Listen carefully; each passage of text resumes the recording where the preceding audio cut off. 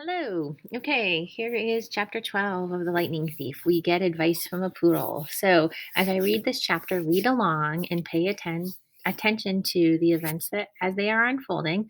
Look for pivotal moments or turning points in the chapter and think about which turning point you think is the most important and think about why that event is important. What might it mean for future events? And things that you might need to know in this chapter is Pan is the god of wild places. So, a pivotal moment is an event that is important to the development of other plot features. The word pivot means to turn quickly. So, think about like basketball or sports. So, if something is pivotal, it makes other things happen or turn. A global example of a pivotal moment might be a marriage, the birth of a child, losing your pet, or a death. And in literature, pivotal moments happen when relationships between characters change and when there is an unexpected turn in the plot. So, be looking for those pivotal moments as we read. A pivotal moment is a turning point in the story. Pivotal moments happen when relationships between characters change, when there is an unexpected turn that moves the plot forward, or when information is given or foreshadows how the character should handle conflict going forward. All right, chapter 12. We get advice from a poodle. We were pretty miserable that night.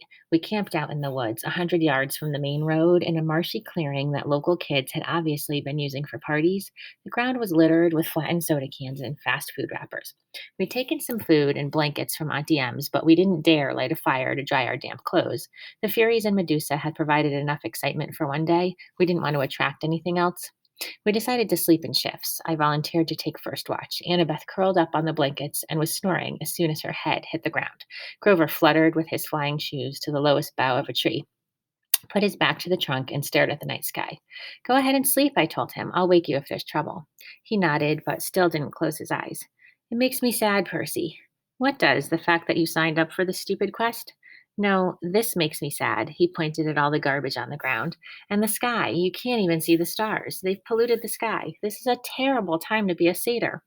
Oh, yeah, I guess you'd be an environmentalist. He glared at me. Only a human wouldn't be. Your species is clogging up the world so fast. Never mind. It's useless to lecture a human. At the rate where things are going, I'll never find Pan. Pam? Like the cooking spray? Pan, he cried indignantly. Pan, the great god Pan. What do you think I want a searcher's license for? A strange breeze rustled through the clearing, temporarily overpowering the stink of trash and muck. It brought the smell of berries and wildflowers and clean rainwater, things that might have once been in these woods. Suddenly, I was nostalgic for something I'd never known. Tell me about the search, I said. Grover looked at me cautiously, as if he were afraid I was just making fun. The god of wild places disappeared 2,000 years ago, he told me. A sailor off the coast of Ephesus heard a mysterious voice crying out from the shore. Tell them that the great god Pan has died. When humans heard the news, they believed it. They've been pillaging Pan's kingdom ever since. But for the satyrs, Pan was our lord and master. He protected us in the wild places of the earth. We refused to believe that he died. In every generation, the bravest satyrs pledged their lives to finding Pan. They search the earth, exploring all the wildest places, hoping to find where he is hidden and wake him from his sleep. And you want to be a searcher? It's my life's dream, he said. My father was a searcher, and my Uncle Ferdinand, the statue you saw back there. Oh, right. Sorry. Grover shook his head. Uncle Ferdinand knew the risks. So did my dad, but I'll succeed. I'll be the first searcher to return alive. Hang on. The first? Grover took his reed pipes out of his pocket. No searcher has ever come back. Once they set out, they disappear. They're never seen alive again. Not once in 2,000 years? No. And your dad? You have no idea what happened to him? None. But you still want to go, I said, amazed. I mean, you really think you'll be the one to find Pan? I have to believe that, Percy. Every searcher does. It's the only thing that keeps us from despair when we look at what humans have done to the world. I have to believe Pan can still be awakened. I stared at the orange haze of the sky and tried to understand how Grover could pursue a dream that seemed so hopeless. Then again, was I any better? How are we going to get into the underworld? I asked him. I mean, what chance do we have against a god? I don't know, he admitted. But back at Medusa's when you were searching her office, Annabeth was telling me. Oh, I forgot. Annabeth will have a plan all figured out. Don't be so hard on her, Percy. She's had a tough life, but she's a good person. After all, she forgave me. His voice faltered. What do you mean? I asked. Forgave you for what? Suddenly, Grover seemed very interested in playing notes on his pipes. Wait a minute, I said. Your first keeper job was 5 years ago. Annabeth has been at camp 5 years. She wasn't. I mean, your first assignment that went wrong? I can't talk about it, Grover said, and his quivering lower lip suggested he'd start crying if I pressed him. But as I was saying, back at Medusa's, Annabeth and I agreed there's something strange going on with this quest. Something isn't what it seems. Well, duh, I'm getting blamed for stealing a thunderbolt that Hades took. That's not what I mean, Grover said. The kindly ones were sort of holding back, like Mrs. Dodds at Yancey Academy. Why did she wait so long to try to kill you? Then on the bus, they just weren't as aggressive as they could have been. They seemed pretty aggressive to me. Grover shook his head. They were screeching at us. Where is it? Where? Asking about me, I said. Maybe, but Annabeth and I, we both got the feeling they weren't asking about a person. They said, where is it? They seemed to be asking about an object. That doesn't make sense.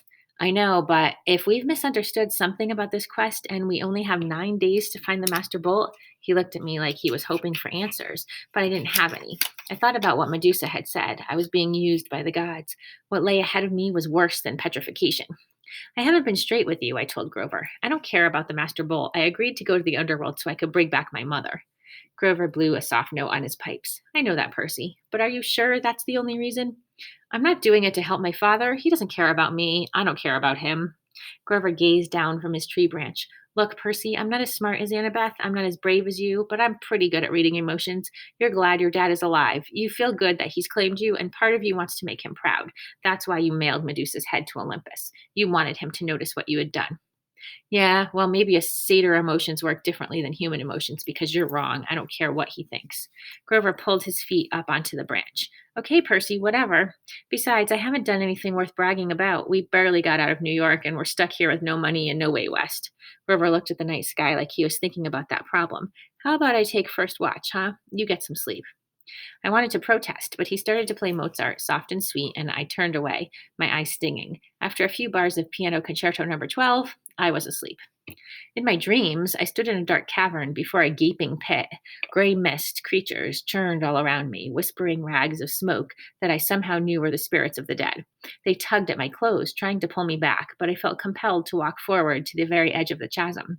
Looking down made me dizzy. The pit yawned so wide and was so completely black, I knew it must be bottomless. Yet I had a feeling that something was trying to rise from the abyss, something huge and evil. The little hero, the little hero, an amused voice echoed far down in the darkness. Too weak, too young, but perhaps you will do. The voice felt ancient, cold, and heavy. It wrapped around me like sheets of lead. They have misled you, boy, it said. Barter with me. I will give you what you want. A shimmering image hovered over the void. My mother, frozen at the moment she dissolved in a shower of gold. Her face was distorted with pain, as if the Minotaur were still squeezing her neck. Her eyes looked directly at me, pleading. Go! I tried to cry out, but my voice wouldn't work. Cold laughter echoed from the chasm. An invisible force pulled me forward. It would drag me into the pit unless I stood firm. Help me rise, boy. The voice became hungrier. Bring me the bolt. Strike a blow against the treacherous gods. The spirits of the dead whispered around me. No, wake. The image of my mother began to fade. The thing in the pit tightened its unseen grip around me. I realized it wasn't interested in pulling me in. It was using me to pull itself out. Good, it murmured. Good. Wake, the dead whispered. Wake. Someone was shaking me. My eyes opened, and it was daylight. Well, Annabeth said, the zombie lives. I was trembling from the dream. I could still feel the grip of the chasm monster around my chest. How long was I asleep? Long enough for me to cook breakfast. Annabeth tossed me a bag of nacho-flavored corn chips from Auntie M's snack bar, and Grover went exploring. Look, he found a friend. My eyes had trouble focusing. Grover was sitting cross-legged on a blanket with something fuzzy in his lap, a dirty, unnaturally pink stuffed animal. No, it wasn't a stuffed animal. It was a pink poodle. The poodle yapped at me suspiciously. Grover said, No, he's not. I blinked. Are you talking to that thing? The poodle growled. This thing, Grover warned, is our ticket west. Be nice to him. You can talk to animals? Grover ignored the question. Percy, meet Gladiola. Gladiola, Percy. I stared at Annabeth, figuring she'd crack up at this practical joke they were playing on me, but she looked deadly serious. I'm not saying hello to a pink poodle, I said. Forget it. Percy, Annabeth said, I said hello to the pink poodle. You say hello to the pink poodle. The poodle growled. I said hello to the pink poodle. Grover explained that he had come across Gladiola in the woods and they'd struck up a conversation. The poodle had run away from a rich local family who'd posted a $200 reward for his return. Gladiola didn't really want to go back to his family, but he was willing to if it meant helping Grover. How does Gladiola know about the reward? I asked. He reads signs, Grover said. Duh. Of course, I said. Silly me. So we turn in Gladiola, Annabeth explained in her best strategy voice. We get money and we buy tickets to Los Angeles. Simple. I thought about my dream, the whispering voices of the dead, the thing in the chasm, and my mother's face shimmering as it dissolved into gold. All that might be waiting for me in the West. Not another bus, I said warily.